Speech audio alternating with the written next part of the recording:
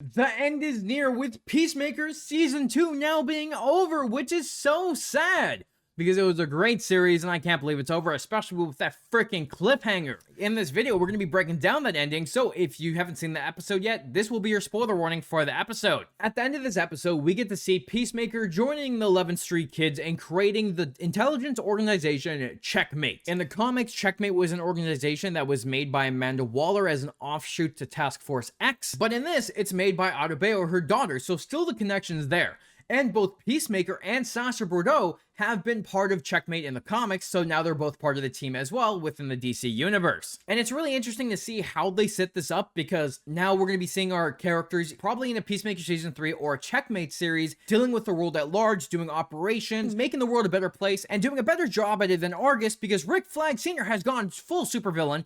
He's now working with Lex Luthor to throw metahumans onto a random planet so that they're no longer on Earth and they don't have to deal with them, because Arkham Asylum and Belle Reve are revolving doors that have supervillains getting thrown away and then breaking out immediately. So they're definitely setting up Rick Flag Sr. going down a villainous route as he's working with Lex Luthor, which is setting up Man of Tomorrow. Lex Luthor is most likely getting out of prison because he's been working with Argus, and all his goons are working with Rick Flag Sr. to throw metahumans on this Salvation Planet, which ties into an actual comic run called Salvation Run, which was a DC event tying into Countdown to Final Crisis, where Amanda Waller and Rick Flag, through Checkmate and the Task Force X, were rounding up the worst of the worst criminals and throwing them into a random planet to get rid of them on Earth. Now, on that planet, there are actual killer beasts that are all over it, and the villains have to survive fighting those beasts while also fighting each other, because they create different factions where they end up attacking each other. They set up this where now Peacemaker was actually taken by Rick Flag Sr. and thrown to that world to be the kind of a human test subject, where Peacemaker is now going to have to survive on this world with killer beasts. And on top of it, Rick Flag Sr. got revenge for his son.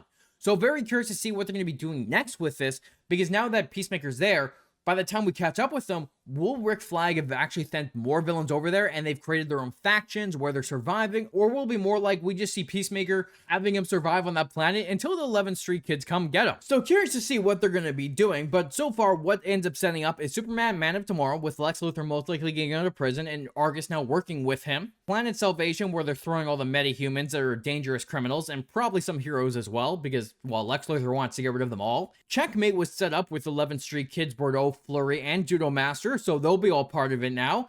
And Peacemaker is off on Salvation Planet by himself and is going to need to be rescued. What did you think of the ending of this season, and is there anything else you think is coming from this?